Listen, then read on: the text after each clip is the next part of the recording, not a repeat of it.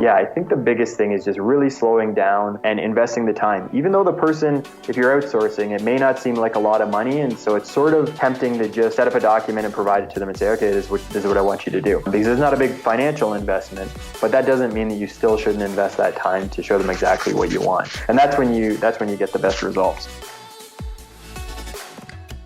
Welcome to Yaro's podcast, where you'll discover the stories behind world-class performers, business builders, and enlightened leaders. Can you believe it? This podcast started in the year 2005. It was one of the very first interview podcasts ever published, and I've loved doing it ever since the very start. However, the most important thing to me is the fact that you're here listening to my show. It means a lot to me. I put a lot of work into this, and it's all for you. Now, whether you're a long-term listener or perhaps this is the first episode you've ever downloaded, make sure you subscribe if you have not done so already. It's easy to do. Just open up an app on your phone or perhaps your computer, wherever you listen to podcasts. Could be Apple or Google, Spotify, YouTube, and just click that subscribe button and you'll get all my latest episodes as I release them. Thanks again for listening.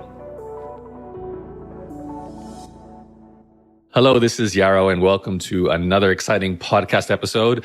Today, I have a guest who came into my world just recently in a way that I've actually surprisingly never had someone introduce themselves to me. It's actually through this podcast that you're listening to right now. Now, over the years, there's been lots of lovely people who've said they've come across my blogging work and the writing work and it impacted them. But sadly, it doesn't happen as much on the podcast. So today's guest actually wrote me an email saying just thank you for this podcast and being a listener, but then dropped some crazy background story and current story about what he's doing with a business, helping people in Venezuela to get work, sort of like a freelancer placement business, but focused on the country of Venezuela. And that to me was very special. I thought, given what you might know about the country, I've got some questions around that I'd love to know the answer to, but also that he's placed over 300 people in work. So I'm really curious to learn more about that. And of course, all the background story of the other entrepreneurial projects that my guest has lived through. So I'd like to introduce you guys to John Miles, the founder currently of iWorker.co. Hello, John. Hi, Yaro. Thanks a lot for having me. So I briefly touched on a few of those things. Maybe you can fill out the details. So what exactly is iWorker? Sure. So we're a placement agency or an employment agency. Our main focus, we started as a social enterprise. And what we do is we connect people primarily in Venezuela or Venezuelans, both inside and outside Venezuela, with work online. So doing everything from customer service. We have people who develop websites, software development, all that sort of thing.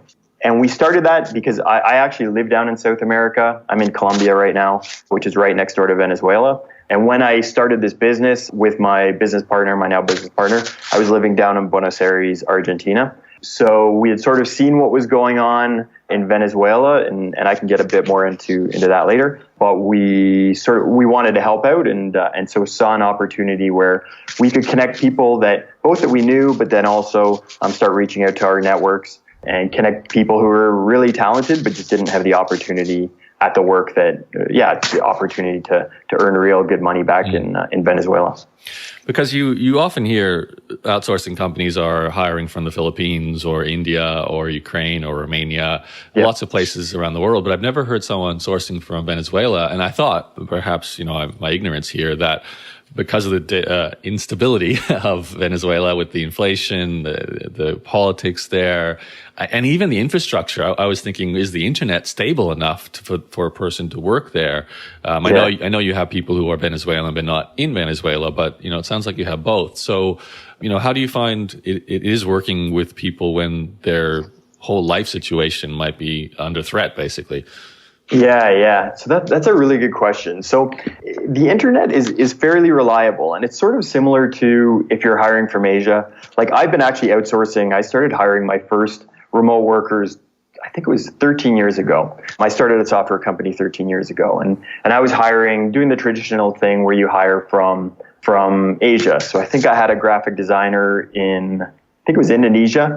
And then actually I hired a software developer from Mexico. But I found that when you're outsourcing, you're not always going to have perfect internet. And Venezuela is probably similar to the Philippines or similar to India. So it's not as good as we have in North America, but it certainly is doable. So we've been in business for 2 years. As you mentioned there, we have over 300 workers. It's probably approaching 350 at this point. And we have almost 600 clients now, and people have been with us since day one. So certainly the internet is good enough to get the job done. And the reason for that, actually, sort of one interesting and sad thing about Venezuela is Venezuela was the most wealthy country in Latin America not that long ago. So I have friends who are from Venezuela, and hearing their stories, and actually our business partner Enrique, who we made a partner in the business, he's from Venezuela. He grew up there, and he just left. It's probably about a year ago. And so hearing his stories, he's like, yeah, like back in the 90s, it was a wealthy country. Like you'd be like Caracas was an international city. And so to now hear and see like what's going on there is incredible. But they do have reasonable infrastructure, as much as like some parts of it are crumbling and like the banking systems has serious problems and it's really hard to get public transit. Even still, like you can get cell phones and you can get cell phone data. We have some workers who do some work through their cell phone if they have an issue with the internet at home. But yeah, more or less people can get by. I can imagine even the simple task of paying someone in Venezuela is a challenge. I've had issues with that in Ukraine because PayPal's not accepted as a receiving method of money there. So how do you pay your staff in Venezuela? So yeah, you hit the nail on the head. It is actually tricky. So we've got a few options that we give workers. And so and for different people in different areas, like one option might work better than the other. And actually in a lot of cases, like we send them an electronic transfer and then they have to go in and exchange that for cash in the street. And they pay, in some cases, like they pay a pretty exorbitant fee in interest to be able to take that money out. So it's sort of a sad situation. And we're constantly looking at like, what can we do to get money in people's hands more easily? And so, yeah, we provided a few different options, and it's constantly changing. So what works one day might not work, the next day because the regulations change and all that sort of thing. So it is a tricky process, but basically it comes down to giving people a few options and just letting them choose what's best for them. Yeah. I as funny as it sounds, and it's probably not that funny, but I suspect it happens in Venezuela. But it happened for me in Ukraine. To purchase a property there, it was like bring a bag of cash, and that's what I ended up. No, obviously it's not $400,000 property. But you're still carrying like you go to your bank and you withdraw the money, you put it in a paper bag. That sounds so dodgy, and you carry it to the lawyer or notary, and you do the deal, and you bought a property. And that's just the way they prefer to do it because they don't trust the banks or the government and so on. Yeah, so it's actually becoming a huge problem in Venezuela because the inflation rate, it's sort of, you see different estimates, but it's estimated between 500,000% a year to over 1,000,000% a year. And so it's the highest right now. Venezuela is going through the worst inflation that the world has seen, I think, in a couple decades. It's absolutely crazy. And so you can see articles about this online where people have to, and I've heard the stories from people that I know, where they have to carry bags of cash, but not to buy a property. That's to go and buy bread at the store. Right. And then also just getting that cash. Like in a lot of cases, you'll have to go and wait for several hours in line at the bank just to withdraw money. And the bank limits how much money you can take out. So I actually read an article by a correspondent from CNN who's living in Venezuela. And he said he waited 4 hours to take out cash, and it was worth less than a US dollar. With the limit, he was able to take out 10,000 Venezuelan bolivars, and that was worth less than $1. And he couldn't even buy a coffee with that. So people have to hit the bank in some cases every day, or hit multiple banks in a day, and spend the better part of their day waiting in line. It's crazy. I don't know how the banks even function under that system. I remember hearing Bitcoin or a cryptocurrency had become an option too. Is that accurate? Yeah. So one of our partners is Uphold. They reached out to us because we'd actually been sending a lot of money to Venezuela. And they said, it would be interesting to partner up and see if we can use you as a case study of how we can use our services to get money in people's hands. Because a big focus for them is Bitcoin. So yeah, that's one of the options that we provide is using Uphold and people accepting the money in Bitcoin. Yeah, that's certainly something down there. I am curious, being an ex-cryptocurrency trader kind of guy for 1 year anyway. I always wanted to see a actual utility purpose, a daily usage of crypto. Now that to me sounds like one of the best examples of where it's really helping. But could you, for the sake of myself and the listener, just play out a story? So you have a contractor who works for someone in the United States. They get charged in US dollars. Then how do you get them the Bitcoin? And then how do they then use that to buy the bread in Venezuela? Yeah, so we receive the money, then we give, as I say, we give the worker the option how they want to receive it. If they want to receive it in US dollars in their Uphold account, or they want to receive it in Bitcoin. And during that part of the process, what's nice is there's no transaction fees, there's no exchange fees, anything like that. And if we're using a different service that has transaction fees, we cover them. So the worker's not being penalized, as much as we can control. But then that's where the problem starts, is they've got to go and find somebody, and they're all unofficial exchanges, and they've got to go find somebody in the street. So they maybe find this person on Instagram or on Twitter or on Facebook, and that's super common. And so you connect with that person and you go, and they've got their rate that they'll give you Venezuelan bolivars at, and then you're paying a significant fee. And it's as high as 25%. So it's super sad because people have a hard enough time getting by, and then they've got to pay 25% just to withdraw the money. And we also have stories unfortunately, we have stories of our workers getting robbed when they've gone to exchange money with people in the street. So it's a really, really tough situation. And we do what we can to try and make it as smooth as possible. And as I said, we're looking at trying to see if we can source some reliable people where we say to the workers, okay, we've negotiated a good rate with this one person. They're reliable insofar as we can tell. And so if you want to go to this person, you'll get this particular rate. And we hope that you're not going to have as much risk as you would have just going to somebody randomly.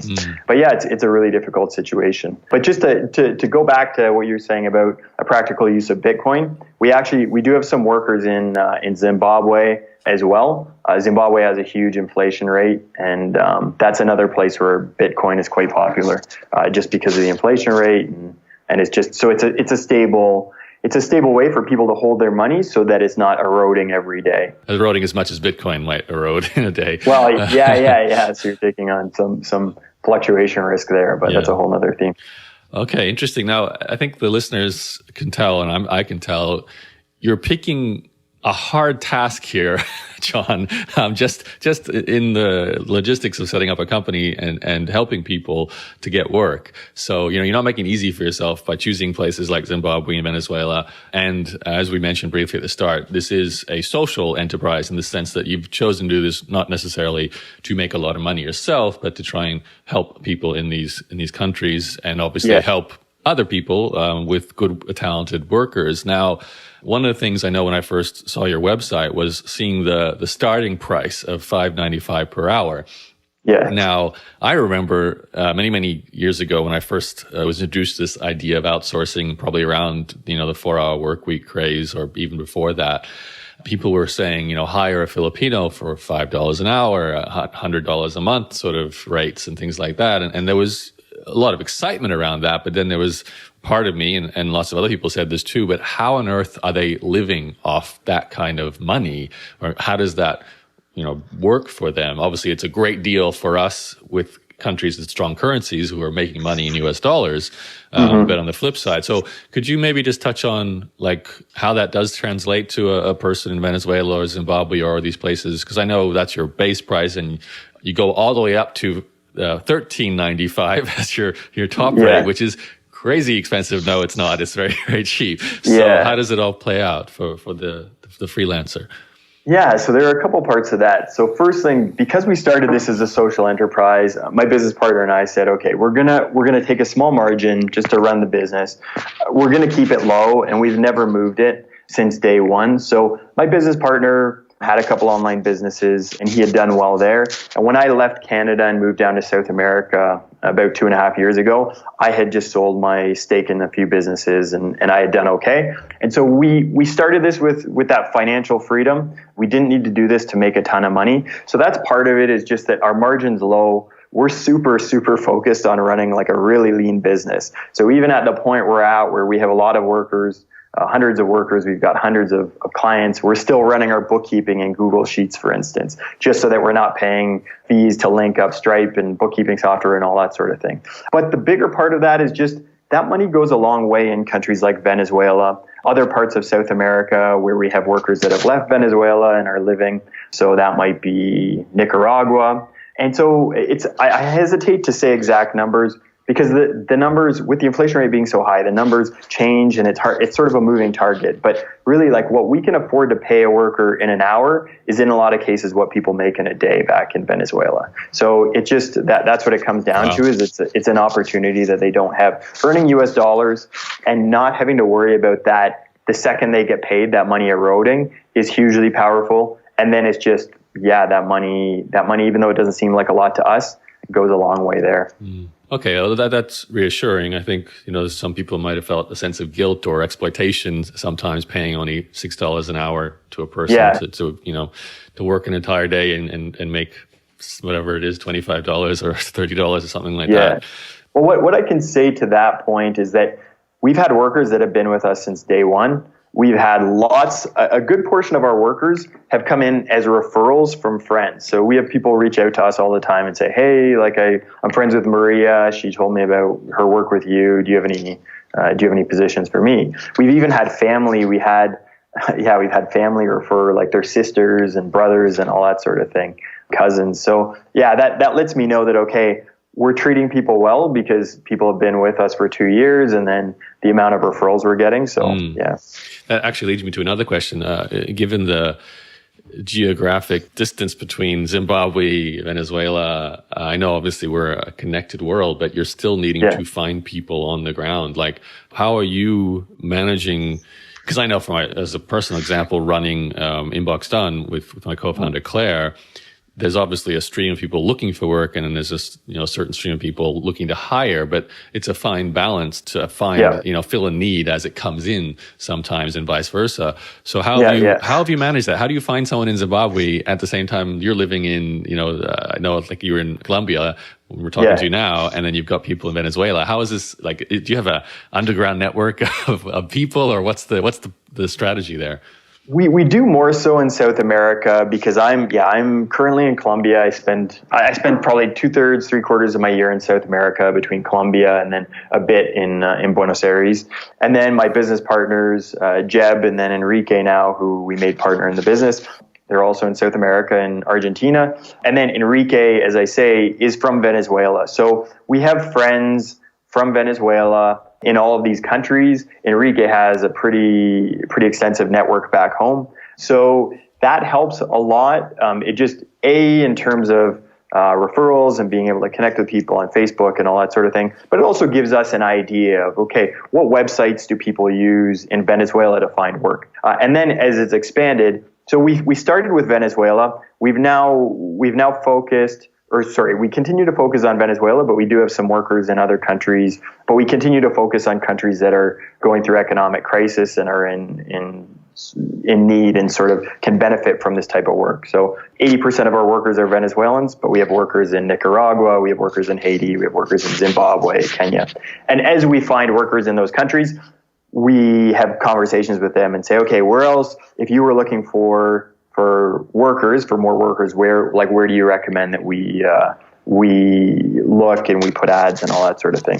So it's constantly evolving. But you're right that it is like a fine balance. Like we'll have like tons of clients and not enough workers, but then we've got to go back and rebalance and push hard on recruiting to fill the need and all that sort of thing. So it's a delicate balance, and it's certainly a lot of work.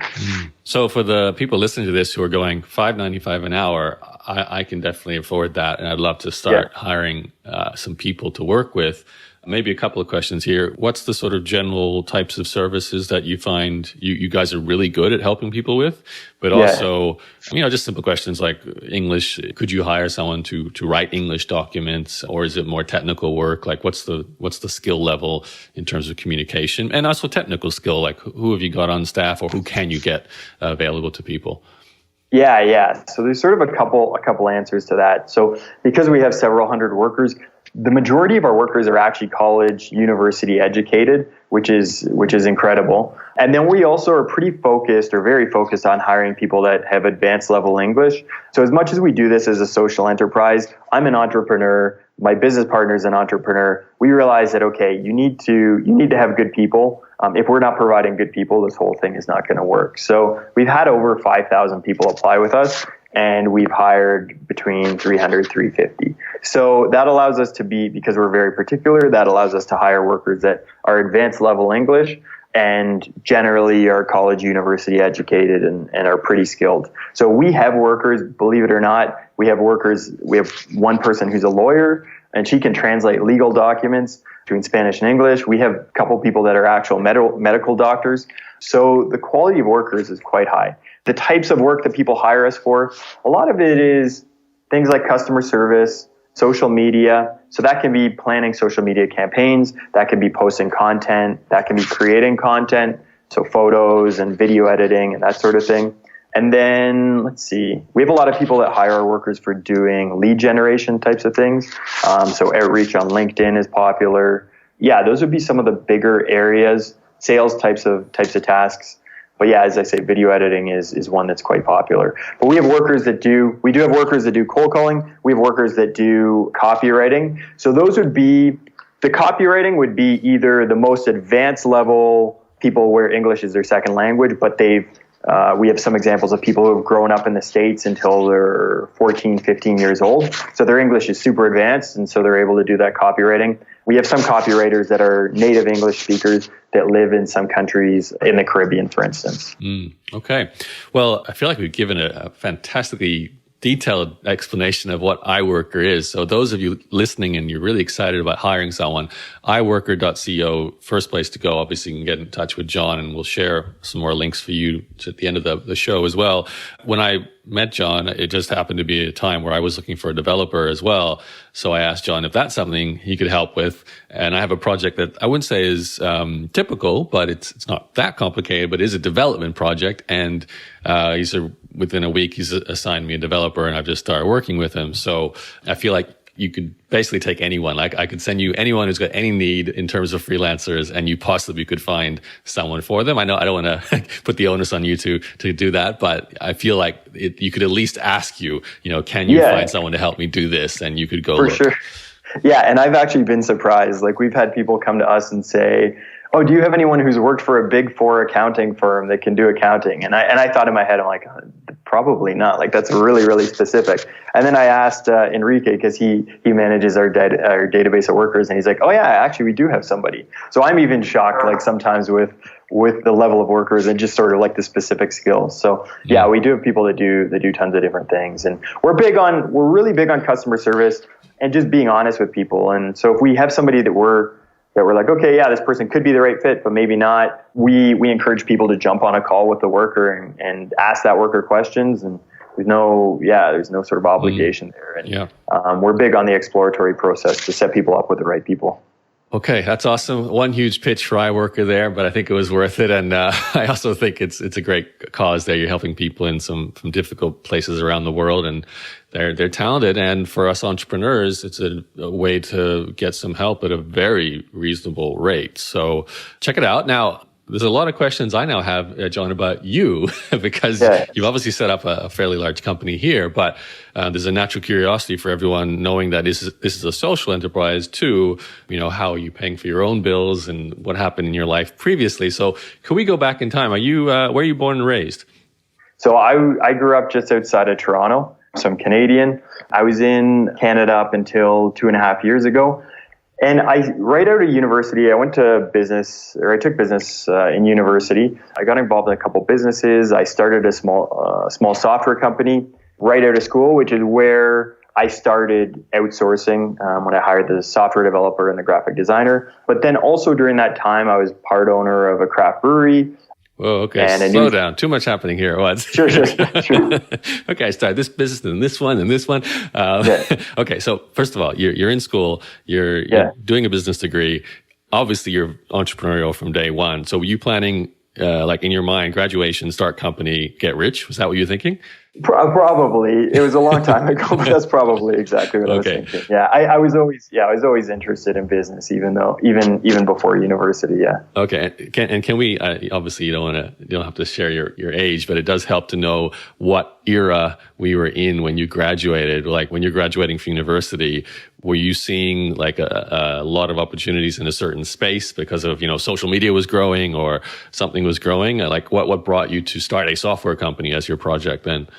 Yeah. So I'll tell you, I'm 37 years old. So back then, right out of university, I started working for a guy who had a fairly large size real estate company, and I was helping out manage the real estate for that company. And we were signing a lot of leases. It was student housing. And so like the lease signing period is very condensed. Like it's maybe a month for the whole year. And so we were signing tons of leases. And so I said, okay, I'm going to start a business on the side where instead of us going and signing these leases in person, we're going to sign them online. And it's just going to save us probably an hour every time we do it. So that was my first sort of official business. So I started that on the side, and we started using that within the real estate company that I was working for. And then I was able to sell those services to some other similar types of companies. So that's when I hired the software developer from Mexico, and I hired a graphic designer to help lay out the site. So yeah, that was the first step. What was the name of that company? It's called DigiLease. DigiLease. Oh, I actually could use that right now in Montreal. I'll have to see if are they still in operation? Are they covering French Canada? I think it still is. It was, I know when I checked last, like a year ago, it was still operating and had signed, I think it was 100,000 people had signed leases on it or something. So when you start this software business, obviously you're a student, so you don't have a ton of money to pour into it. Can you just explain how it grew, and did it become a full-time income source for you, or what happened? So I was very careful about the money that I was putting into it. And then also my mentor and boss at the real estate company invested in the business, and he put in the first sort of round of funding into it, and so that they were able to use the services for free. So no, it never became a full source of income. Like I made a bit of money off of it and when I sold it, but I continued to work for him doing that real estate work, and then also invested with him in some other projects or businesses that he was buying. So as I mentioned, one was a craft brewery, and then the other one was a newspaper company. So were you saving your salary from working in real estate with him to be able to afford to go into these kind of? That to me sounds like buying a brewery is not a small chunk of change. I'm guessing that's a bricks and mortar kind of business. Right. Yeah, I was a good saver. Okay, I was a good saver. So you obviously were very, very close with your boss too, so that he wanted to get you to invest. So so you buy a brewery. Did you do anything with the brewery? Were you like part of the operations of that, or? Yeah. So I was managing the brewery more or less for a couple of years, as well as a couple of the newspapers that we owned. Which papers did you get? I can't say the names of them for privacy reasons. Fair enough. But they were small community newspapers in Ontario. Okay, cool. So that's quite a diverse range of areas. So brewery, newspaper management, and software to do lease signing. And it sounds like you were involved in all three in some shape or form.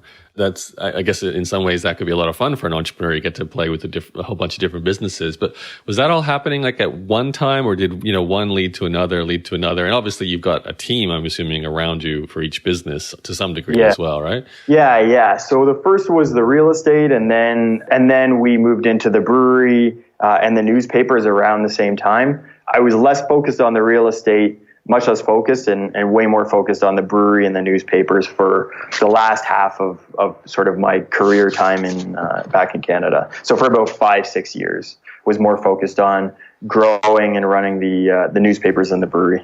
How did you find going from working real estate and building the software for real estate, which that to me makes sense because you can use the software to just help your existing customer base.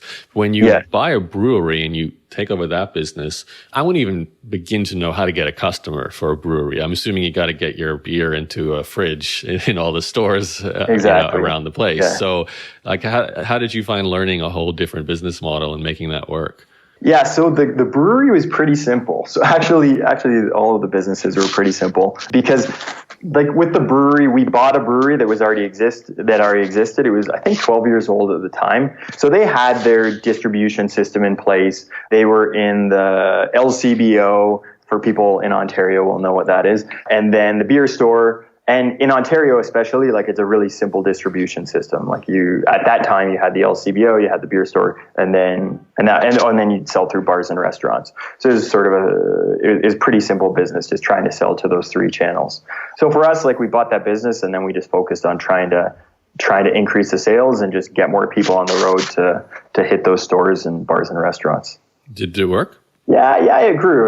It is a really tough business because the craft beer business is one of those businesses I like. It's a sexy business. So not everybody, but a lot of guys who have some money it's sort of a dream to have a craft brewery. And so when our brewery first started, I think it was the 27th brewery in Ontario, and now I believe there are over 300. So it just became really, really competitive because it's limited shelf space, limited space in bars and restaurants. So yeah, it's a tough business. I can imagine you and your boss were sitting having a beer one day saying, we should own a beer. And then you decide, yeah, let's do it. Let's go buy a beer. Did that sort of thing happen? Or? No. I think he's the one who found out about the brewery through, I don't even know how, but he found out it was up for sale. And okay. Yeah, it was sort of his idea. And I said, well, yeah, I trust you. I've worked with you at that point for 6 years. I'm like, whatever you think is a good investment, I'm in. So. Okay. Now, you don't have to talk numbers, but I'm guessing, you're not able to plop down millions of dollars yourself from a salary as a real estate agent, unless, you could have, I guess, but at your age, at the time, I'm guessing that wasn't likely. Were you, in your mind, are you thinking, like, what was your goal for the future? Was it to make enough money to retire? Were you starting to get itchy feet? You wanted to travel? Did you want to start your own business? Like, what were you thinking as you're working with your business partner boss? So I really enjoyed it. Like, he has been and continues to be really successful. So for me, it was an awesome opportunity. When I first started working with him in the real estate, that his company was much smaller. So I was one of the earlier employees that he had. And so I got lucky just in terms of the timing. Like, I was able to learn a lot with him, work closely with him. And as he bought the other businesses, because we had that trust, he put me in a position to operate the businesses and have a lot of autonomy. So it was really awesome because I had the security of a salary, but at the same time, like, I had the whole entrepreneurial aspect of being able to have say in the businesses and steer the direction and all that sort of thing. So I really, really enjoyed that. But then it was actually, I told you this when I first got in touch, but you were one of the inspirations for me because I had thought, okay, well, this is awesome and things are going well. But I did get that itch for doing something different because it had been 11, 12 years of sort of focusing on the same things.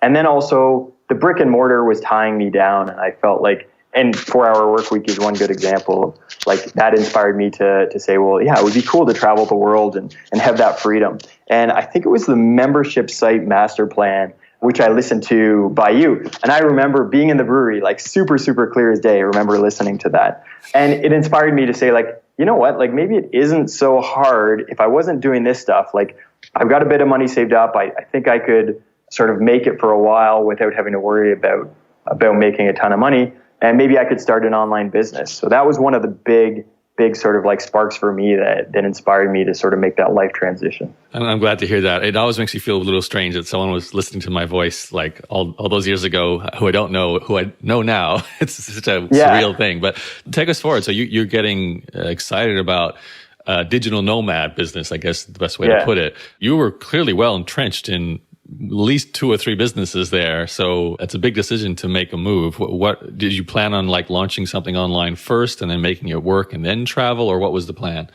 So no, that's probably what I should have done.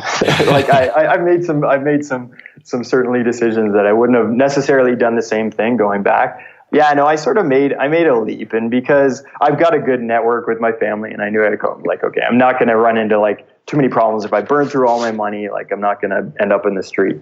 So that gave me confidence. My parents are really supportive. So I actually just took a leap. I had a discussion with my boss and business partner, and he ended up buying all of the businesses off me. He bought my shares back in the newspapers and the craft brewery, and he bought the software company off me. And I was able to, that put me on a pretty secure financial footing. where I was able to move down to South America and not have to worry about a source of income. So it allowed me to play around. At first, I started a blog, which was going okay. It was getting some traffic, but I didn't have a great way of monetizing it. And then I ended up meeting my now business partner, Jeb, at a cafe, and we would work out of the same cafe. He was working on his online businesses, and I was working on trying to start something new. And then we just got the idea for this, and it sort of took off from there. I'm curious, with exiting all those companies with your prior boss, was there an option to possibly retain ownership and just take like some kind of dividends from it, or did you want a clean break? Like, why did you decide to sell? Yeah, so I did actually retain ownership in the brewery until just a few months ago. Okay. But wrapping up my shares in the other businesses was so that I could have that cash and be able to just have that liquidity essentially. Mm-hmm. Okay. And then as this business grew and this has become like a huge focus, I said, okay, like I don't have any attention to dedicate to the brewery, and so it just made the most sense to wrap that up as well a couple months ago. Okay, so take us forward with Jeb. So you guys you meet in a cafe. Did you just hit it off as fellow digital nomads, or what was the connection there? Yeah, exactly. So we had actually, I think we'd seen each other out at like a networking event or something like that. And then the expat community in Buenos Aires, which is where we were, is not massive. So we were hanging out in similar circles and we knew similar people. So I remember running into him at a cafe once and we were working. So I sat down and we started talking and I asked him a little bit more about what he was working on. Yeah, I was super interested in what he was doing and he was interested in my backstory. And so we became friends and would frequently work from the same place. But it wasn't for a few months until we really started having a conversation. And because he had done well financially and he had done a really good job of building his businesses so that they were pretty hands off. So we were both in a position where we had some time to play around with and said, well, yeah, maybe we can start this business and help out. Because we were seeing like very viscerally what was going on in Venezuela. We had Venezuelan friends that had fled and were living in Buenos Aires and heard their stories. And we just said like, yeah, it'd be nice if we could do something to help these people because they're super talented. And we said like, we sort of realized we're in a unique position because we've got our foot in both worlds. Like we're entrepreneurs from back in North America, so we can connect with people there. We know how to speak that language.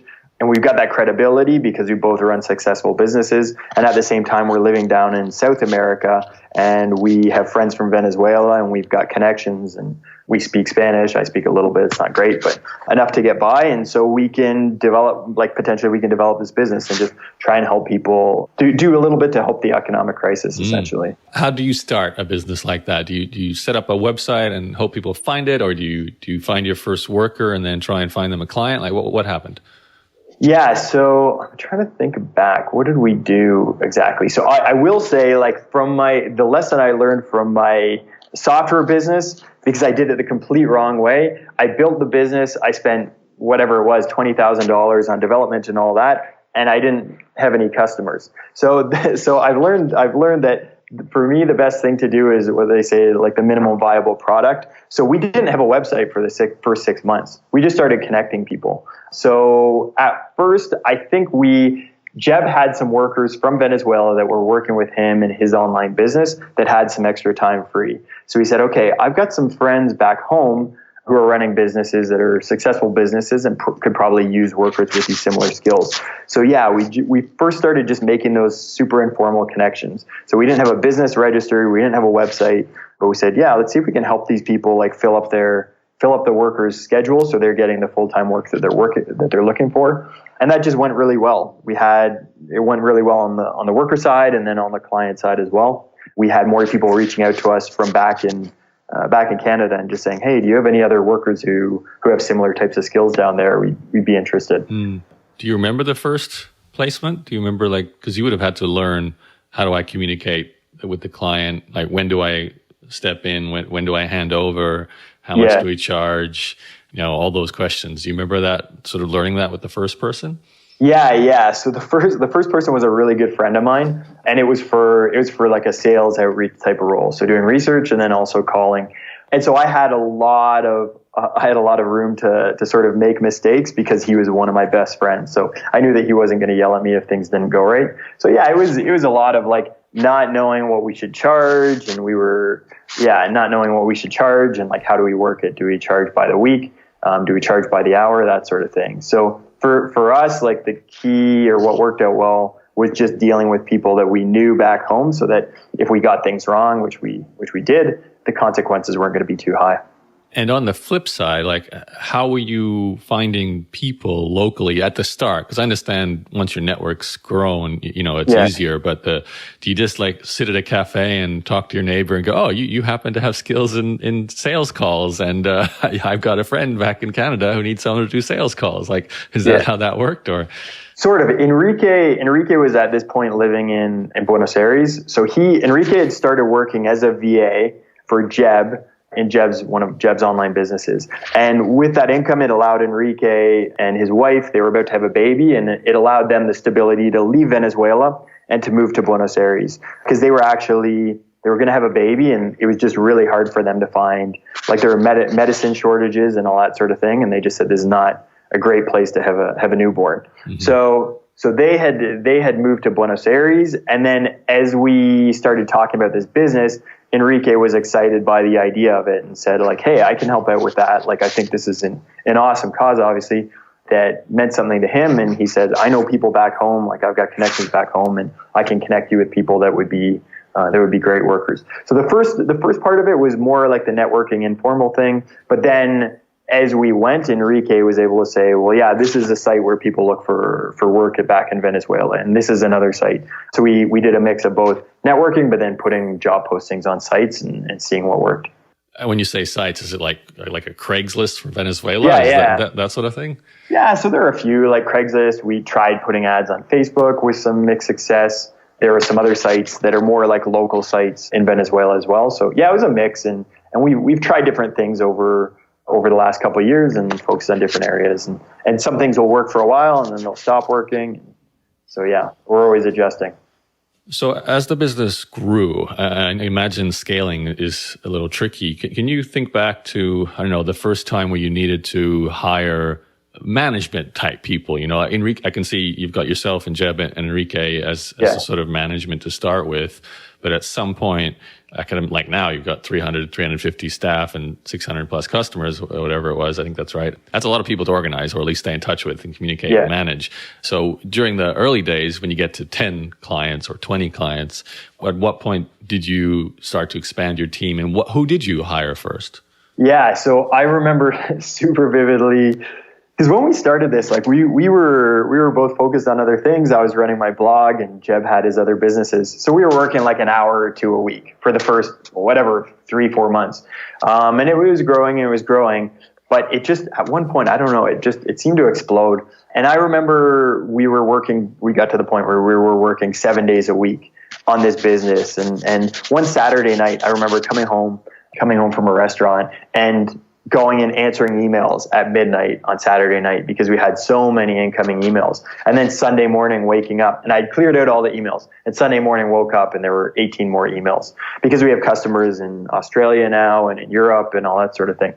And that was at the point where I just said, okay, this is not sustainable. Like, this isn't what we had in mind for spending all of our time doing. Like, we can't just do this, Jeb, Enrique, and I. So we ended up hiring somebody to help out answering emails. And that turned into 2 people and 3 people. So a huge part of the internal staff that we've hired has just been focused on doing customer service and handling all the inquiries. Okay, so take us forward. That it's only been 2 years. You guys have grown quite rapidly. What does it look like today in terms of your internal staff, like who works for the actual iWorker company, and then of course you've got all your people working for your clients? Yeah, so we've got, let me see here. I think we have 4 people just dedicated to answering emails, so customer service and onboarding and all that sort of thing.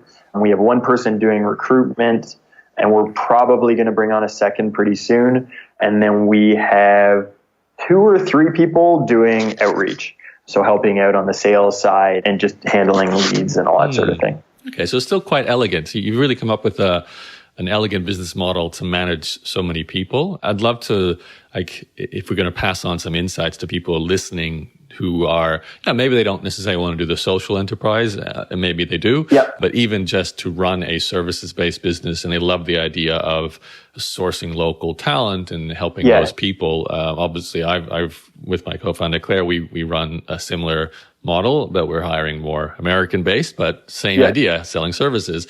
What have you found has been the most important aspect to make it work, and maybe even some pitfalls to look out for that you didn't see at the start that you now know very well are kind of dangerous for someone running this kind of business? Yeah, so the pitfalls for running this kind of business, and I think any business, is losing focus. So a lot of entrepreneurial people, and I'm certainly guilty of this, have so many ideas, and it's easy to sort of ignore what's working. Like, you get excited and you're like, oh, well, if this is working, what if we did this thing? And that's fine. And it's good to try new things, but it's also easy to fall off track and lose focus on the things that are working. So I think that's one lesson I've learned.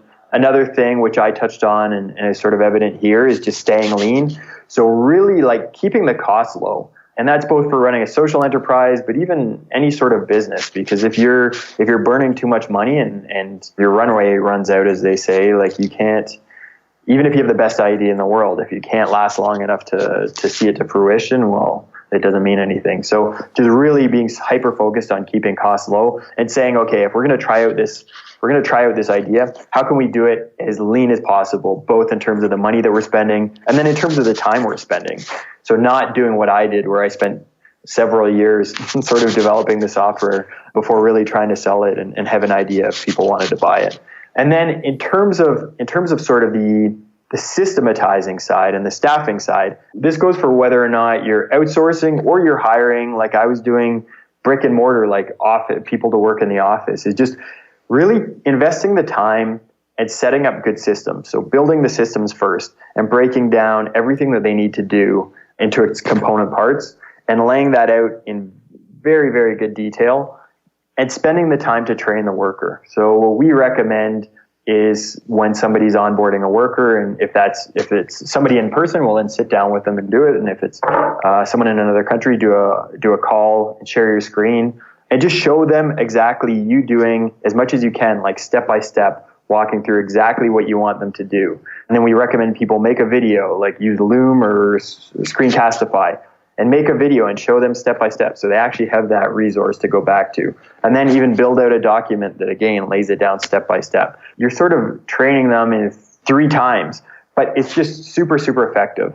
And I've hired lots of people over the years, and I'm the type of person where I sometimes rush it, and the times, because I'm busy and I'm looking ahead, and the times when I don't invest that time to train the worker is the times when it doesn't go well. So yeah, I think the biggest thing is just really slowing down and investing the time. Even though the person, if you're outsourcing, it may not seem like a lot of money, and so it's sort of tempting to just set up a document and provide it to them and say, okay, this is what I want you to do. Because it's not a big financial investment, but that doesn't mean that you still shouldn't invest that time to show them exactly what you want. And that's when you get the best results. And I've seen incredible results. Like, a lot of people have read the 4-Hour Workweek, and they hear about how Tim Ferriss talks about being able to, like, outsource essentially your whole business to somebody. And it's incredible. Like, we have so many clients that have started so busy, and if they really slow down and take time to put the system in place, I've seen, people get to the point where they can essentially manage a profitable business in an hour a day or a couple hours a week type of thing. So it's worth taking the time up front, really, is to invest in that person.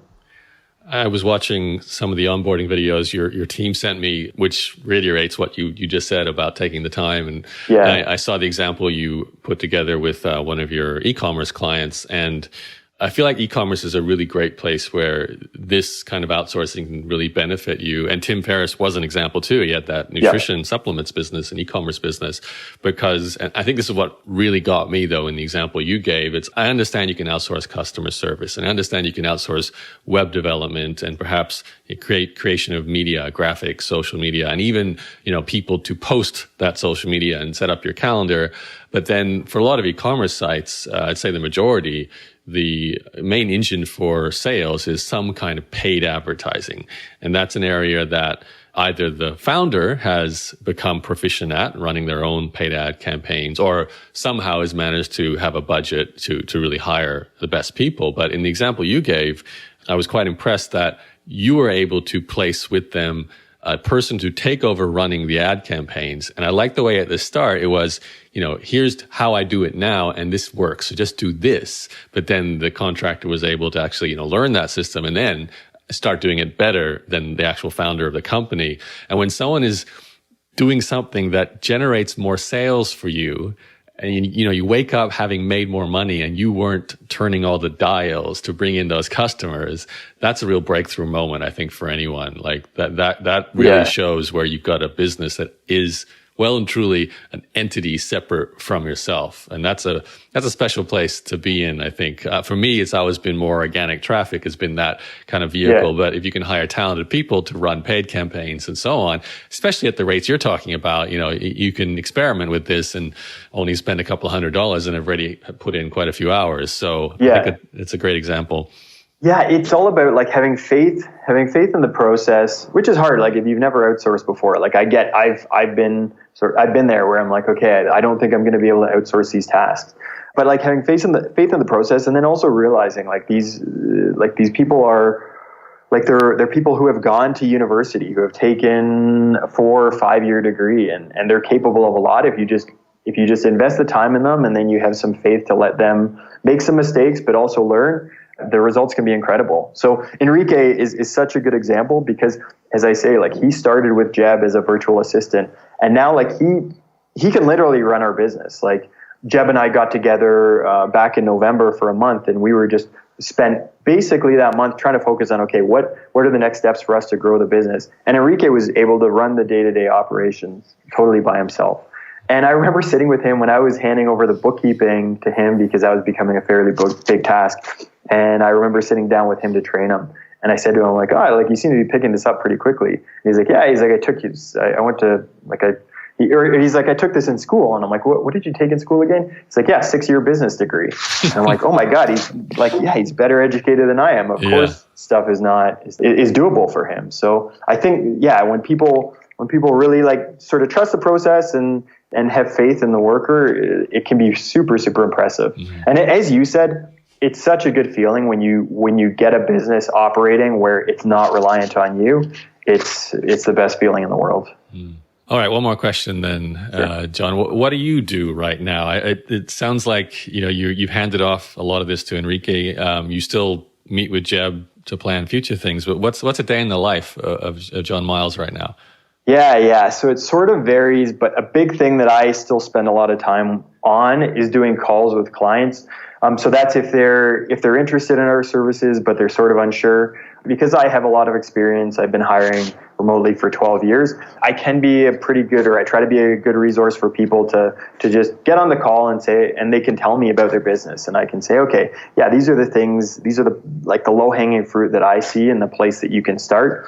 And then everyone who hires a worker from us, I send them an email and I say, hey, do you want to book a call with me just to talk about sort of like the best practices and all that sort of thing? I'm happy to jump on the phone. So I spend a lot of my day doing those calls, and we try and do that to sort of differentiate ourselves from the Upworks of the world so that people know that they've really got that support. A lot of the people that work with us haven't hired workers before. So it's just nice to know that, okay, if they've got questions or things aren't going the way that they expect, they've got somebody to fall back on. Mm-hmm. So that's a lot of my days just on the phone. And then also with clients, and then a lot of the days on the phone with Jeb, just saying, okay, what are we going to do next? What's our next plans? And we've always got, like every entrepreneur, you've got grand plans and trying to figure out which ones are worth spending the time on. I think it's worth mentioning before we go too that you guys offer a white label service. You got my entrepreneurial brain going. I was like, I could start a freelancing outsourcing service to go with my coaching business because it's a natural fit. So how does that work exactly? Just for those who might be thinking, I actually have an audience who I want to promote this to, and sure, I can send people to you, John, and iWorker. But if I want to do a next level partnership, I can white label what you guys do and sell it under my own brand. Is that right? That's exactly right. So we do a lot of that actually. If you search Whitelabel virtual assistants, I think last I checked, we're number one result on Google. So yeah, we do a fair bit of that. And that's because our prices are so low. So yeah, like it allows some room if people want to mark it up. And so we take care of the recruiting side, we take care of the customer service, we take care of the billing. So it really is super, super hands off and really passive income for people if they want to do that. So yeah, we actually have some Whitelabel partners that are making over $1,500 US a week. And we do, as I say, we do everything. It's ultimately, it's like the ultimate passive income. So. Do you also do the onboarding calls as well? Like everything. Wow. So I say when people think of Whitelabel, they think, I've got to have a brand and all that, but they don't. Like some of our Whitelabel partners, it's just they have an audience and they introduce us. So that if they're talking to one, like business coaches, if they're talking to a client who maybe could use a virtual assistant, they'll just make an introduction by email and we take it from there. I say to people, like, if you meet somebody at a conference and you don't even know their name, but you introduce us by email, then that works. Okay. Awesome. Where do we find you, John? What's the obvious places to go? Just iWorker. That's it. I'm on LinkedIn, but yeah, really just, people can connect with us on iWorker. Okay. iWorker.co. So you're not a social media influencer. We don't have to head to you. No, I'm not an influencer. No. I like to, as I say, I like to stay focused and just, so growing the website is where we spend our time. Okay. I guess I didn't kind of follow up with that, what you do in a day in your life. It's not just work. Like, what else do you do in Colombia? Like, are you just kind of hanging out? Yeah, I work 7 days a week. Like I was working on Christmas. I work every day at this point because I love what we're doing. Like to me, it's exciting to be able to connect.